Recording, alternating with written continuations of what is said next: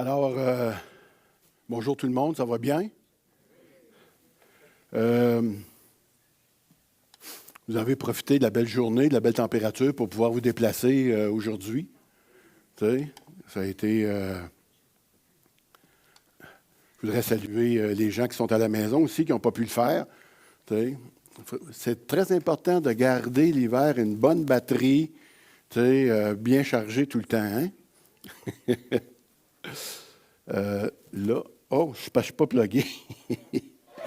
Je recommence, ça fait des niaiseries. Excusez. Oh, je ne sais pas. Bon, voilà. Merci. Alors, ce matin, comme il vous a été introduit, on va parler de la Bible, de la lecture de la Bible. Donc, c'est un sujet qui peut apparaître un petit peu, pas nécessairement d'actualité, parce que je sais que tout le monde lit sa Bible et puis on est tous investis de ce côté-là. Mais c'est juste pour nous encourager à en faire un petit peu davantage, peut-être. Et si on a le temps, mais je ne pense pas qu'on va avoir le temps ce matin, mais finalement, j'aurais voulu vous interpeller au sujet de « As-tu les moyens de te passer de la Bible? » Et digne d'introduction ce matin, j'aimerais ça que Mona, déjà, puisse nous lire ce verset-là. En effet, le Fils de Dieu Jésus-Christ que nous avons prêché au milieu de vous, Sylvain, Timothée et moi, n'a pas été oui et non. Au contraire, en lui, il n'a que le oui. En effet, pour toutes les promesses de Dieu, c'est en lui que se trouve le oui. Et c'est donc aussi par lui que nous disons Amen à Dieu pour sa gloire. Eh bien, ce matin, mes amis, j'aimerais vous proposer un sujet des plus encourageants en ce qui concerne les promesses de Dieu. En tant que chrétien, j'aimerais pouvoir vous communiquer ce texte-là afin que vous puissiez obtenir le oui et l'amen de Dieu, afin que vous puissiez avoir une vie victorieuse.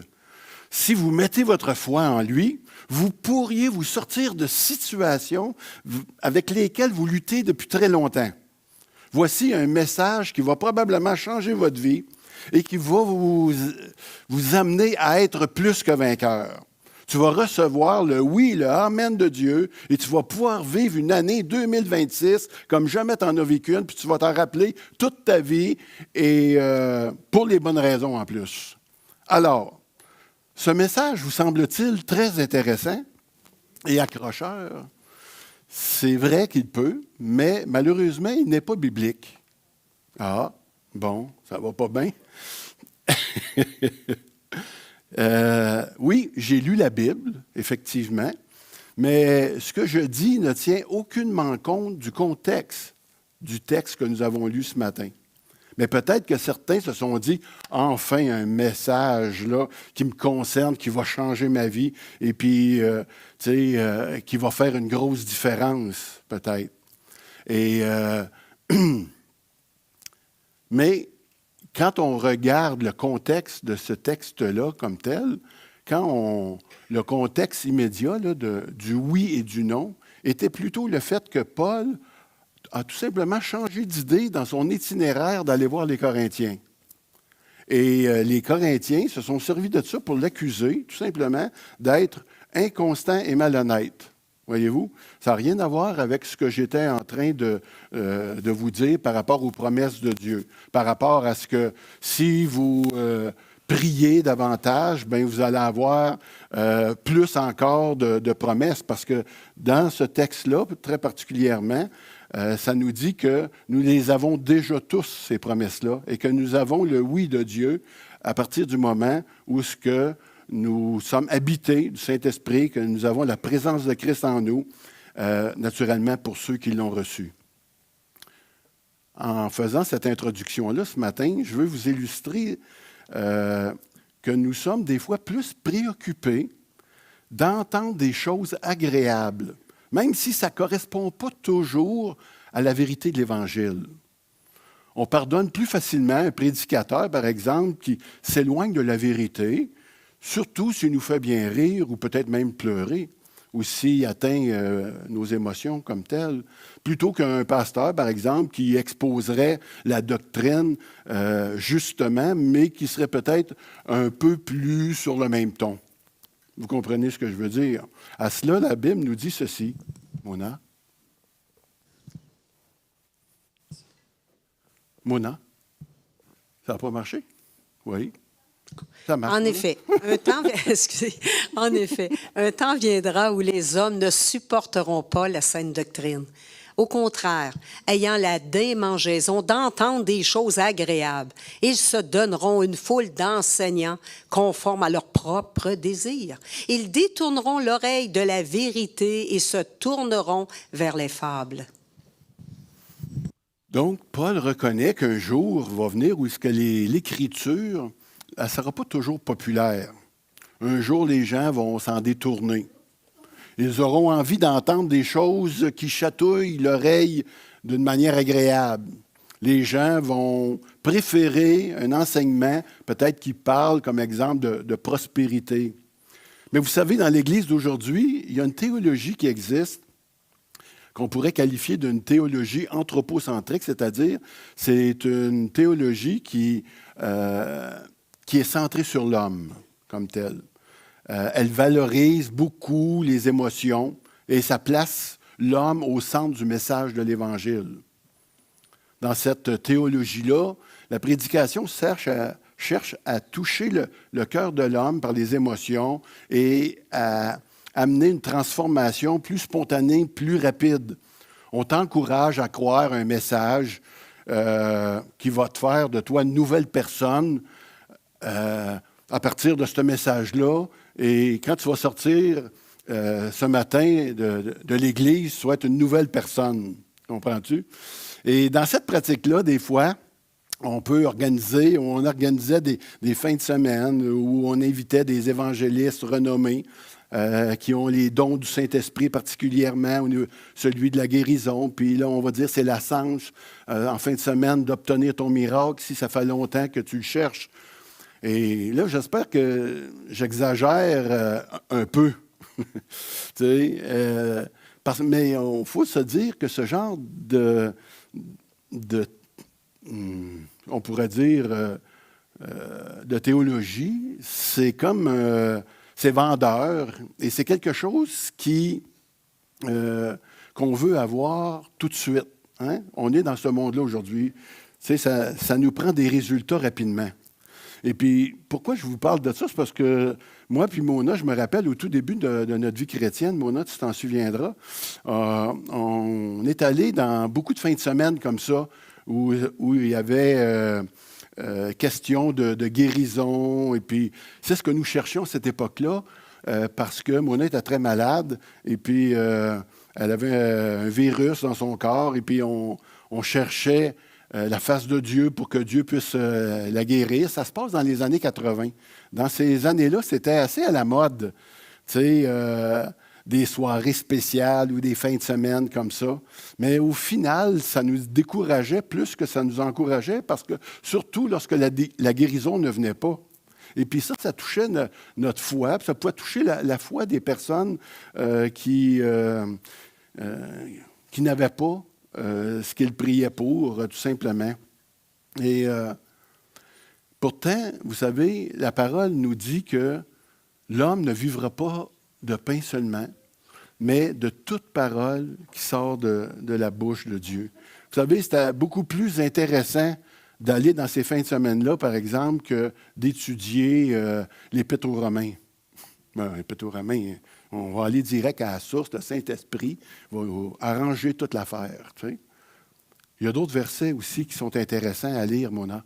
Sa divine puissance nous a donné tout ce qui est nécessaire à la vie et la piété en nous faisant connaître celui qui nous a appelés par sa propre gloire et par sa force.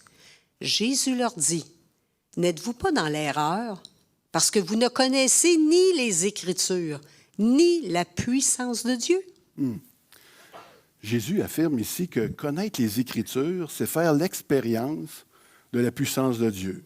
Ça révèle les profondeurs de notre être intérieur. Et nous avons tout ce qu'il faut dans la parole de Dieu à la vie. C'est utile pour la vie puis la piété. Cette parole-là est comme tranchante, comme Hébreu le dit dans 4.12, plus tranchante qu'une épée à deux tranchants, pénétrante, séparant âme, esprit et moelle. Elle juge les sentiments et les pensées du cœur. C'est pour ça que ce matin, j'aimerais ça vous conduire dans un passage du livre des Psaumes qui va démontrer à quel point la Bible est suffisante pour nos vies et encore plus. Et personne n'a aucunement les moyens de négliger ça en 2026. J'ai profité de ces passages-là parce que je me suis dit, on est au début de l'année, puis souvent, les gens, on veut prendre des résolutions. Puis je me suis dit que s'il y en a une que je pourrais vous suggérer, ça serait la lecture de la Bible. Puis je voudrais qu'on puisse se laisser enseigner par le texte qu'on va lire ensemble ce matin dans Psaume 19, les versets 8 à 12. Mona. La loi de l'Éternel est parfaite. Elle donne du réconfort. Le témoignage de l'Éternel est vrai. Il rend sage celui qui manque d'expérience. Les décrets de l'Éternel sont droits. Ils réjouissent le cœur. Les commandements de l'Éternel sont clairs. Ils éclairent la vue. La crainte de l'Éternel est pure. Elle subsiste pour toujours. Les jugements de l'Éternel sont vrais. Ils sont tous justes. Ils sont plus précieux que l'or, que beaucoup d'or fin. Ils sont plus doux que le miel, même le miel qui coule des rayons. Ton serviteur aussi est éclairé par eux. Pour celui qui les respecte, la récompense est grande. Merci, Mona. Les versets 1 à 7 de ce texte-là présentent la révélation de Dieu, une révélation naturelle de comment Dieu se révèle au travers de la création. Et c'est intéressant, vous pourrez les lire, mais à partir du verset 8 à 12, il décrit la révélation spéciale, ou comment Dieu se révèle dans sa parole. Et ce texte, on va voir peut-être 6 bienfaits que la parole nous transmet. Le premier, Mona. La loi de l'Éternel est parfaite. Elle donne du réconfort. Ici, la parole est décrite comme une loi. C'est vrai comme si la loi, c'est comme si on dirait la parole de l'Éternel est parfaite. Il a donné le manuel complet qui expose sa loi pour nos vies. Et il dit, elle est parfaite. Est-ce que vous connaissez quelque chose de parfait dans vos vies ou dans ce monde? C'est pas mal difficile de trouver quelque chose de parfait. C'est toujours des choses qui sont en croissance ou en évolution d'une manière ou d'une autre. Eh bien, la loi de Dieu, elle est parfaite. Le mot parfait est en opposition avec ce qui est imparfait et est en opposition aussi avec ce qui est incomplet. Donc, la loi, elle est complète, elle est sans défaut. Et lorsque vous plongez les regards dans une loi parfaite et sans défaut, une des premières choses qui se passe, savez-vous c'est quoi? Elle nous donne du réconfort. Est-ce qu'il y a des personnes qui auraient besoin de réconfort ici ce matin? Des personnes qui souffrent d'une manière ou d'une autre? Ou peut-être des personnes seules ou des personnes qui auraient besoin d'un câlin? On pourrait se faire tout un câlin, en fait, c'est pas ça, là. Mais j'ai appris qu'il existait des services de professionnels qui donnent, que tu payes pour, ça s'appelle la câlinothérapie. Et tu payes pour ça, c'est un service professionnel dans lequel ils vont vous donner des câlins. Eh bien, la parole de Dieu nous offre des câlins gratis, gratuitement. La parole, elle ravive notre foi.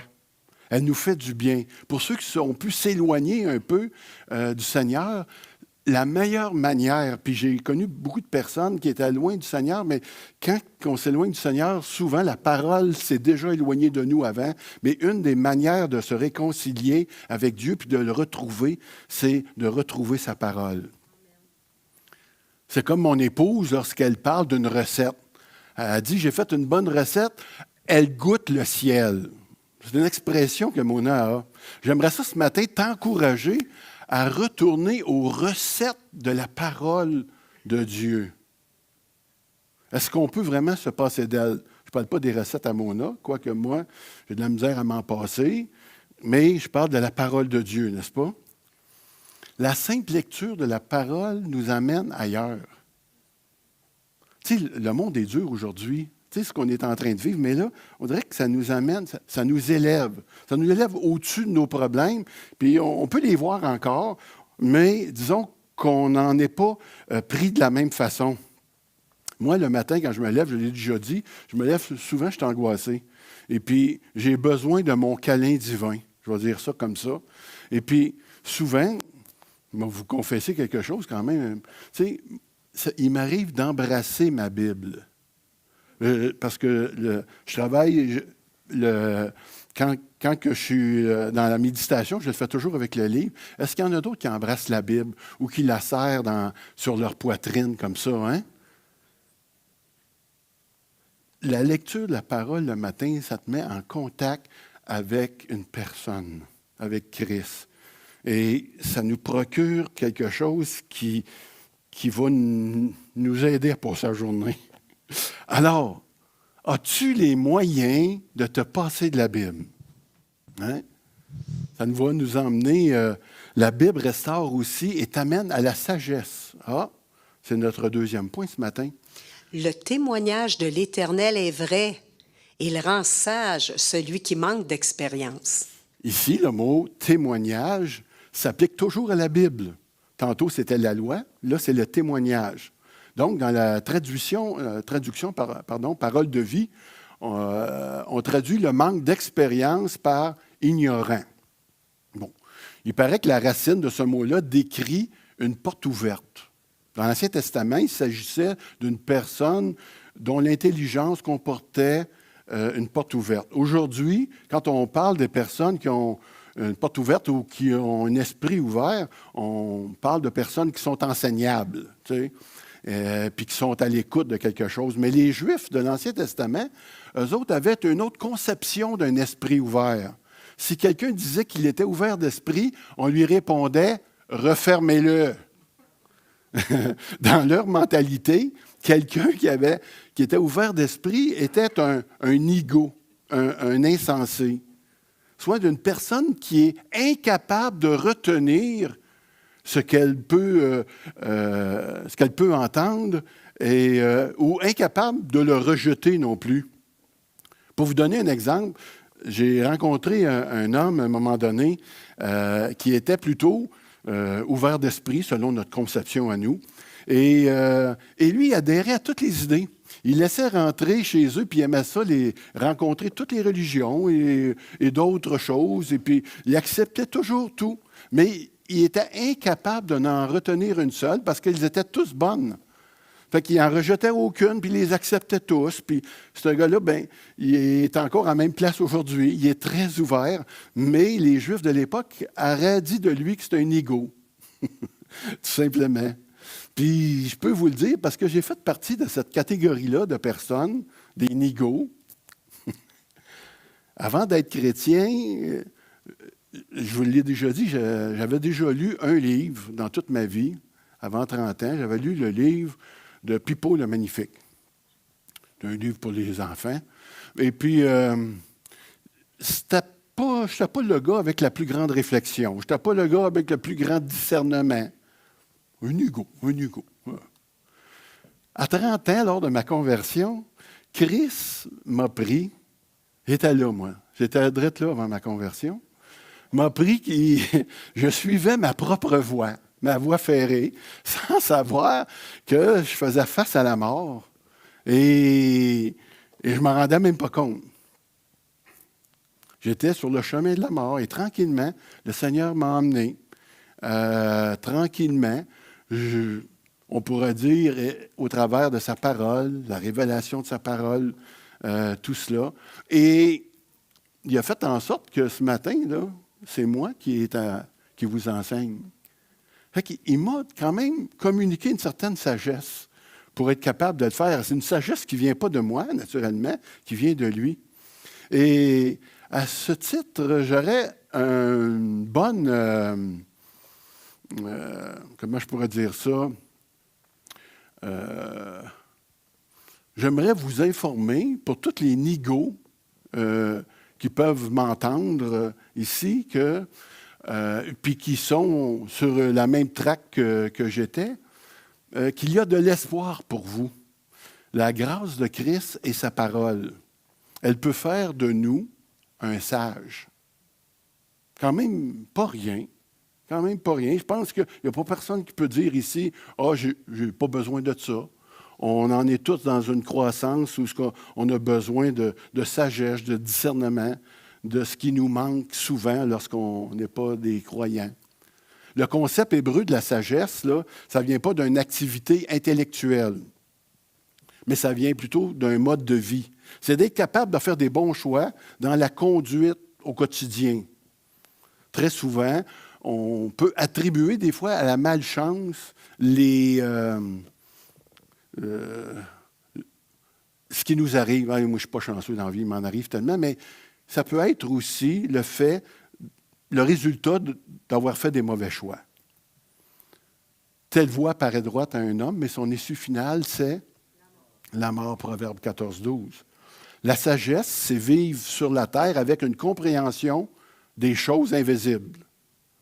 Sage veut dire que tu as une certaine compétence pour vivre les aspects de la sainteté. C'est ça le sage dans la Bible. Le plus grand imbécile, ça de même, c'est un mot qui existe, c'est celui qui connaît la vérité sans pour autant y conformer sa vie. Ça n'a aucun sens. On ne peut pas dire, je connais la Bible, je connais la vérité, puis être complètement assis sur une traque. La Bible est capable de nous sortir de notre débilité et nous rendre compétents à obéir à sa parole et nous mettre sur le bon chemin. As-tu les moyens de te passer de la Bible? Je vous entends même si vous ne le dites pas. Les décrets de l'Éternel sont droits et les réjouissent le cœur. Mm-hmm. Aimez-vous cette photo-là? Le petit bonhomme, il dit les ordonnances de l'Éternel font la joie et l'allégresse de mon cœur. Des fois, il y a des photos comme ça qui viennent nous chercher plus. Hein? Et cette troisième affirmation présente la Bible comme des décrets ou des ordonnances. Il est question ici de principes divins. Il y a beaucoup de principes dans la Bible, puis ce sont des principes avec lesquels on peut se fier pour conduire nos vies. Les principes ici de l'Éternel ont quelque chose de spécial. Et qu'est-ce qu'ils ont de spécial? Regardez le texte.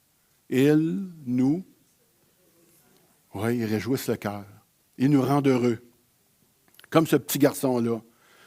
Donc, les gens qui négligent la parole ont peut-être un cœur qui peut avoir difficulté à se réjouir. Pas qu'ils ne sont pas capables d'avoir de la joie, mais dans les circonstances difficiles, ils peuvent la perdre plus rapidement que celui qui est plus fidèle aux Écritures. On va dire ça comme ça.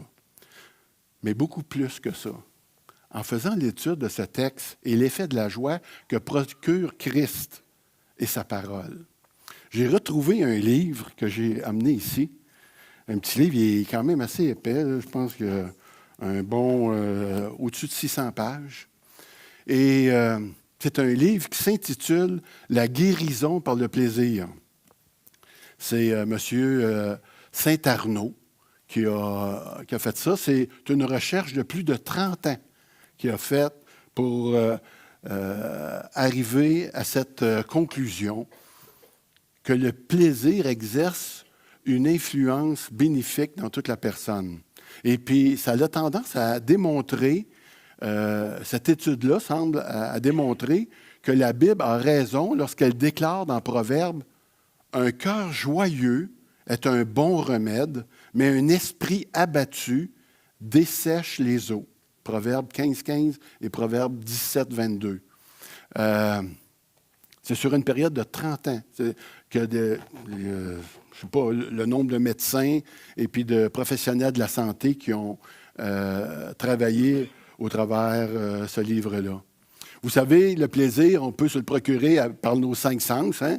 Le goûter, l'odorat, le toucher, l'ouïe, la vue.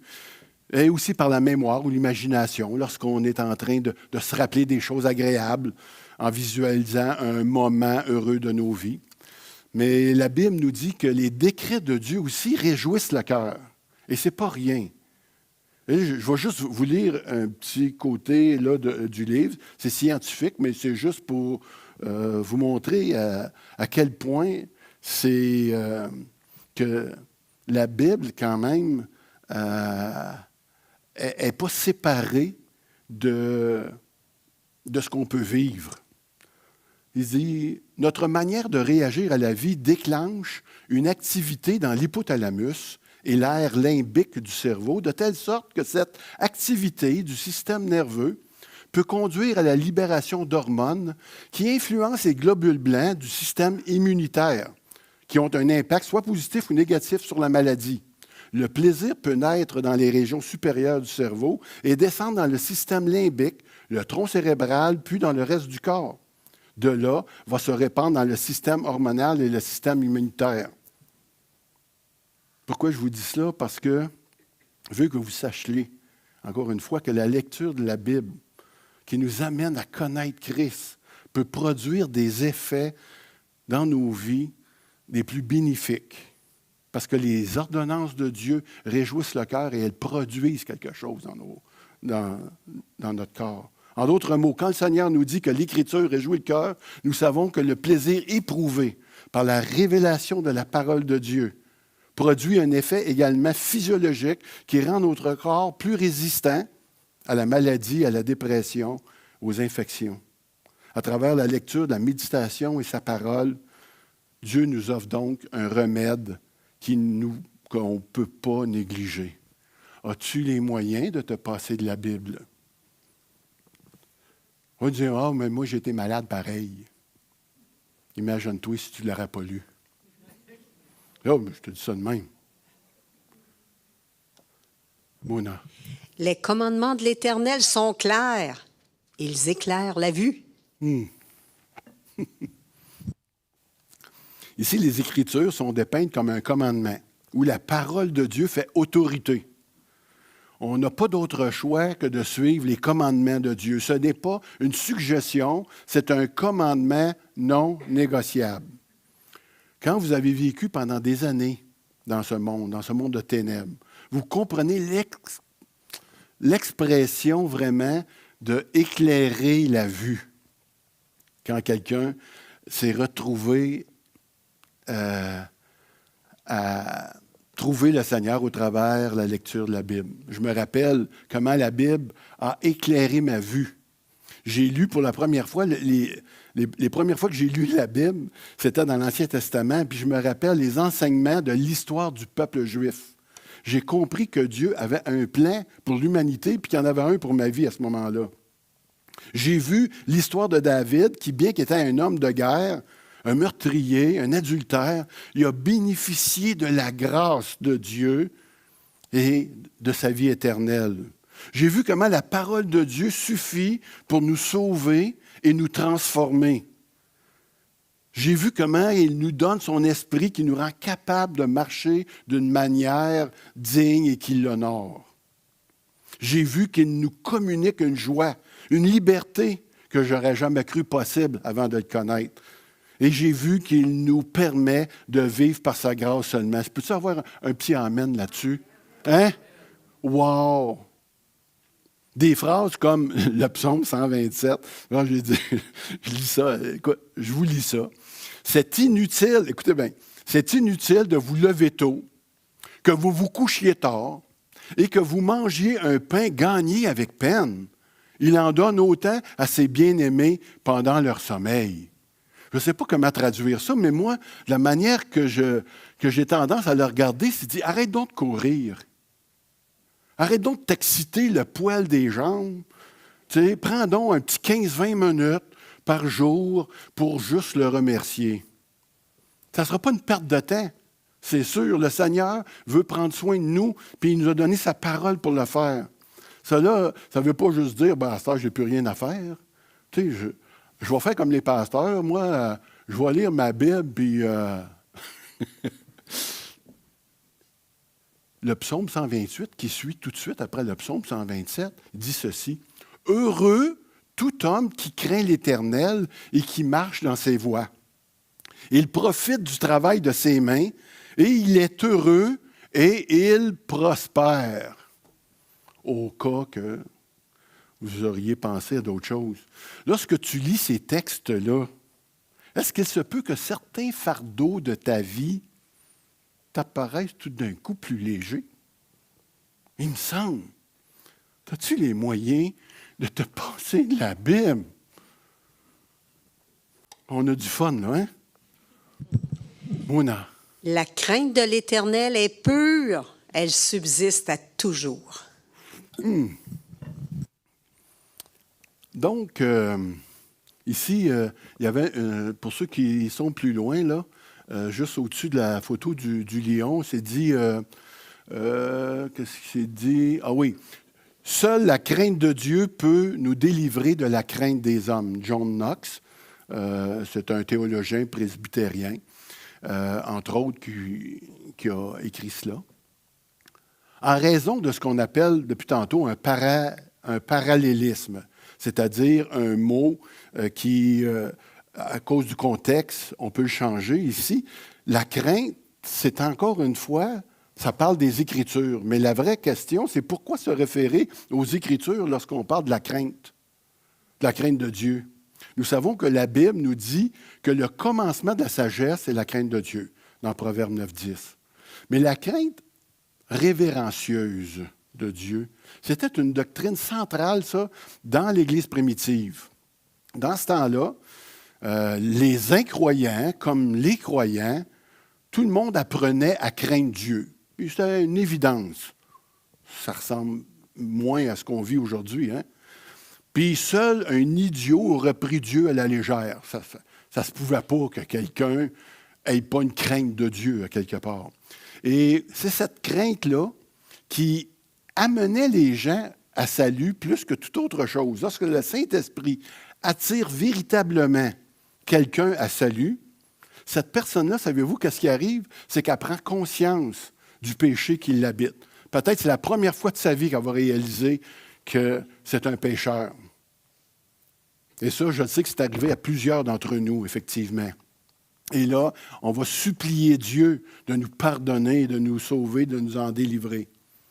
Aujourd'hui, il peut arriver qu'on a tendance, des fois, à réduire le message de l'Évangile avec une invitation à Jésus. Viens Jésus, Jésus t'aime, tu sais, puis en plus, il va régler tes malheurs dans ta vie qui t'accordent, puis tu vas avoir une plus belle vie. Quand on voit des gens malheureux, c'est ça qu'on se dit à quelque part, tu sais, on veut les conduire au Seigneur, mais des fois, de la manière qu'on va le faire, on veut éviter certains points de friction, dont le côté de la justice de Dieu, le côté de l'enfer.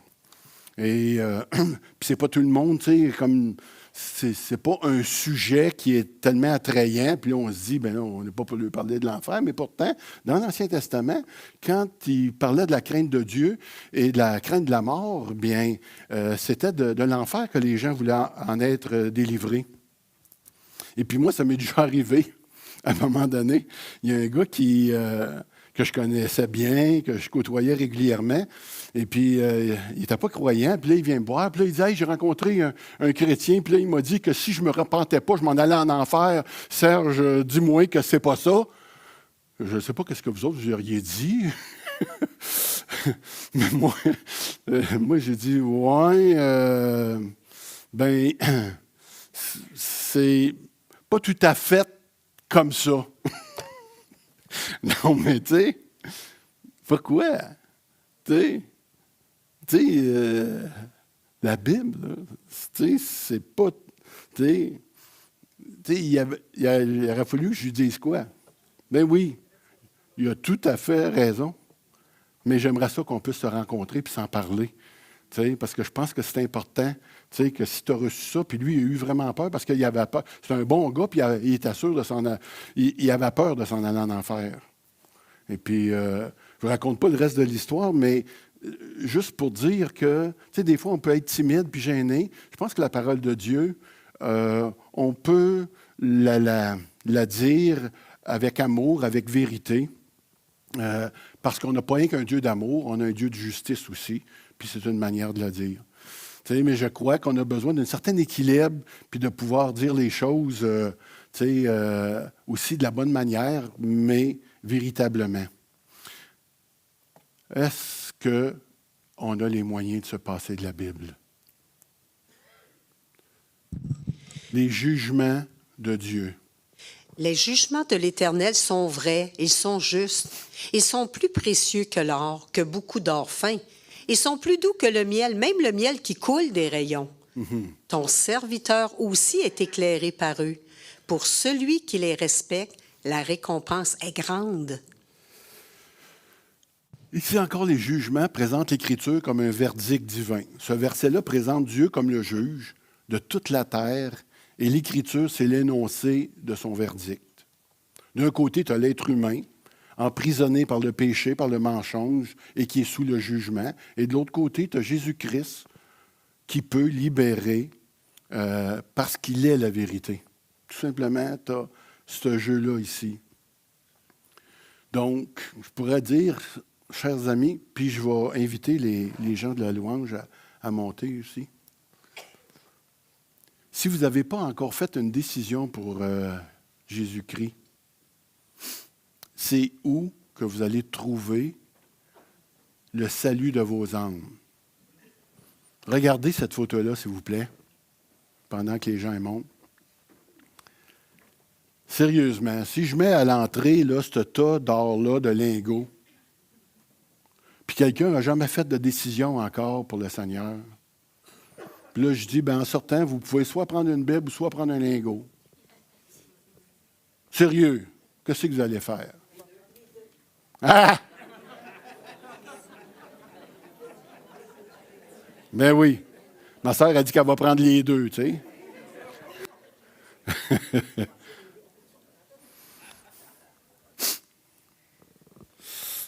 C'est une question que je pose. Large est le chemin qui mène à la perdition avec son argent, mais étroit le chemin qui mène à la vie, et il y en a peu qui le trouvent. Mais ceux qui sont ici ce matin, ceux qui nous écoutent, vous êtes à la bonne place pour entendre ce que la parole dit. Pourtant, chacun de nous, de vous ce matin, où trouvez-vous l'art de vivre votre foi au quotidien? Vraiment. Dans la Bible ou dans l'argent puis tout ce que ça peut vous rapporter? Où trouvez-vous une joie durable dans les épreuves? Lorsque la maladie arrive, vous tournez-vous vers votre compte de banque ou vers la Bible? Où trouvez-vous la lumière capable d'éclairer les ténèbres de votre vie quand vous êtes proche de la mort? C'est-tu la Bible que vous voulez ou c'est le tas d'argent qu'il y a là? Puis quand je parle du tas d'argent, je parle de comment on est entraîné à apprendre à en vouloir davantage quand on parle de l'argent. Puis souvent, ça nous brûle notre temps avec le Seigneur. Où trouverez-vous une ressource ou une source qui ne se tarit jamais? Ou qui ne te décevra jamais? L'argent va finir par te décevoir parce qu'un jour, même si tu en as beaucoup, ça peut, on le sait que c'est très fluctuant. Personnellement, moi, j'ai arrêté d'acheter des billets de loterie parce que moi, j'ai peur. J'aime pas le trouble. Le pire qui pourrait arriver, ça serait de gagner 40 millions. As-tu pensé à ça? 40 millions. Là, tu te dis, non, je pense pas que je serai dans le trouble avec ça. Tu sais, je ne suis pas sûr. Je ne suis pas sûr jusqu'à quel point que ça ne sera pas un problème pour toi. Où est-ce que tu veux investir cette année? En passant, je veux dire bravo à tous ceux qui sont inscrits au cours là, de Yann et des finances comme tel. Parce que vous allez avoir le point de vue de Dieu, justement, sur ce qu'il pense de l'argent. Vous allez voir, c'est très intéressant. Donc, en résumé, rapidement, si tu veux être transformé, si tu veux être sage, prendre des décisions profitables, si tu veux vivre dans la joie, avoir des yeux brillants, si tu veux être compétent et vivre dans la droiture, il n'y a pas de recette magique, il n'y a que la parole de Dieu. Et je vais terminer avec ce cours, cette petite histoire ici. J'ai parlé avec ma fille il y a quelques semaines. Vous la connaissez, c'est la plus belle fille ici, à part sa mère, mais qui me disait que la parole avait besoin d'être plus réelle dans sa vie. Elle me dit ça. Et puis elle a dit, j'ai rencontré une amie qui me disait, imagine-toi, parce qu'elle est en train de faire des rénovations chez elle, puis son ami lui a dit, imagine que si tu lis la parole à tous les jours, à la fin de l'année, les rénovations que tu vas faire chez toi vont être payées. Qu'est-ce que tu ferais? Elle dit, je lirais ma Bible à tous les jours. Ben, il me semble qu'elle a dit que je verrais un gain concret, comprenez-vous, qui mériterait de prendre la Bible au sérieux. Tu sais, ce que ma fille est en train de dire, c'est qu'elle sait que la Bible est là, elle sait que la Bible, c'est la vérité, mais à quelque part, il y a quelque chose qui manque de concret dans sa vie. Bien, parce que Christ n'est peut-être pas aussi concret tout le temps qu'on voudrait qu'il soit. S'il y a plusieurs personnes qui pensent comme ça, qui liraient la Bible s'ils pouvaient avoir des bénéfices, voici ce que je réponds à Audrey, tu es là ma belle-fille, et à tous ceux qui pensent comme ça. Si tu lis la parole de Dieu, que tu la médites jour et nuit, je ne sais pas si tes travaux, si ton hypothèque, ton char, tes dettes vont être payées à la fin de l'année. Mais il y a une chose que la Bible nous dit ici. Elle dit ça à toutes les personnes qui veulent prendre la Bible au sérieux et y obéir. Dieu dit ceci, vous le voyez à la fin, la récompense est grande. Vous savez, frères et sœurs, il n'y a aucune richesse dans ce monde qui va nous procurer plus de bonheur et de joie dans ta vie, peu importe les circonstances. Et Mona, lis-nous ce dernier verset-là. Dépoussière-moi, s'il te plaît. Que ce livre de la loi ne s'éloigne pas de toi. Médite-le jour et nuit pour agir avec fidélité, conformément à tout ce qui est écrit, car c'est alors que tu auras du succès dans tes entreprises. C'est alors que tu réussiras. Amen.